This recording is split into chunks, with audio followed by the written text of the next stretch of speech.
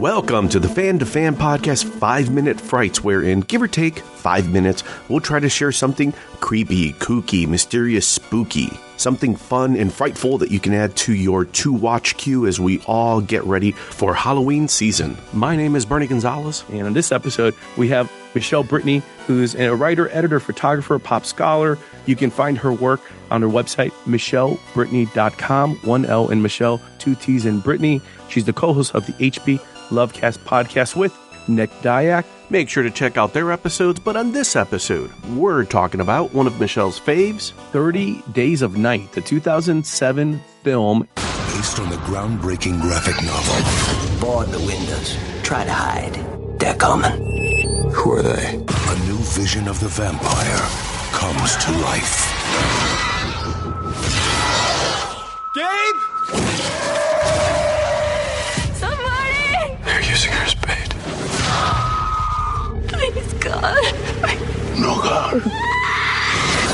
30 Days of Night. Rated R. This one, of course, speaks to me as a comic book artist because it was inspired by a 3-issue comic book series that was released by IDW, written by Steve Niles and illustrated by Ben Temple-Smith. Very sketchy, dark, almost like charcoal with some color stylings in the visuals of it. And the movie, directed by David Slade, feeds off the tone of the comic, but is certainly its own thing. Yeah, so I love that you cued in to the comic book series because, yes, it was a comic book series, and it actually went on to, have sequels and so forth after that. It's interesting because this is kind of a time period where I was introduced to Steve Niles through 30 Days of Night and also his Criminal Macabre series that he had written. And Ben Temple-Smith, I became familiar with him through 30 Days of Night, as well as his series with Warren Ellis called Fell. And so I fell in love with both, actually, the 30 Days of Night, and it's a perfect combination of those two very brilliant creators coming together for this series. Of course, you have a wonderful setup. You have vampires in Alaska during the polar night where it's perpetually night. How scary is that? It's like the perfect high concept. Daylight. Perfect. Yeah. Harking back to our conversation with Let the Right One In, where you have either these romanticized vampires, or you have vampires that are created through this virus, and they're very monstrous. There's no humanity left, or very, very little. 30 Days of Night definitely takes more of that path. It's very bloody. It's very brutal.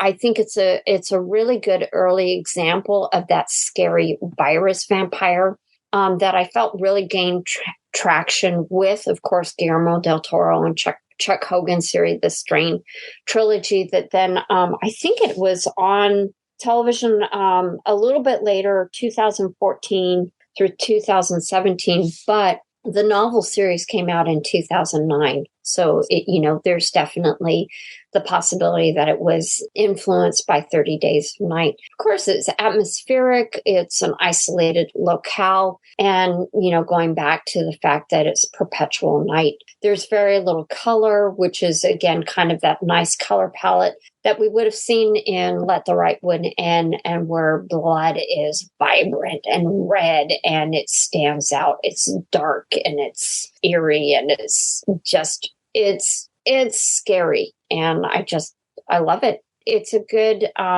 balance to some of the others on my list because of the direction that it took and the fact that it is really, really a scary film. It's also a siege movie, and it's kind of easy to forget that, like Rio Bravo, Pete, we've talked about Assault on Precinct 13 before as well, and how you have these films that are isolated and that contributes to the claustrophobia, to the fear, as both an audience member and as a character in the movie, where you realize there's just nowhere to go. And, you could see, obviously, Die Hard and all the various Die Hard clones that have successfully been able to kind of use that template And in this movie, the town is essentially the siege. Like, you can't go any further because these vampires are just coming to attack these people. And, there's literally 30 days of night.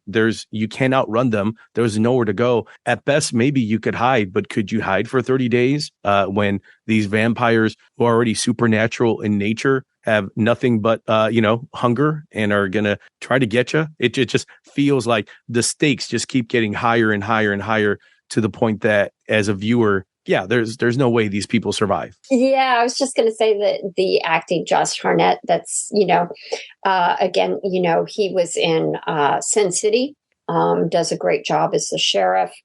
Danny Houston, who plays the primary vampire, that is the leader of the vampires that come into the town. I was going to say, like, when they start to hold themselves up in the attic, right after the vampires come to town, to what you were saying, Bernie, like, you have that respite as a viewer where, like, okay, well, they're safe for now. But then you extrapolate that out. Like, how are they possibly going to sit up there for 30 days?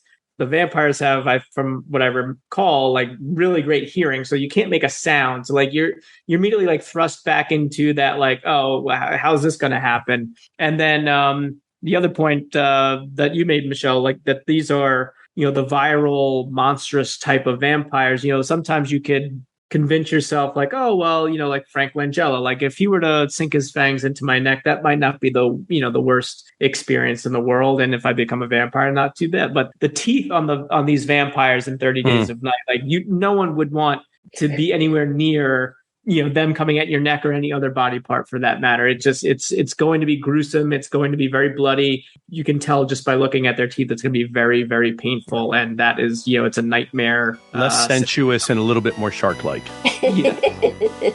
Oh, yes.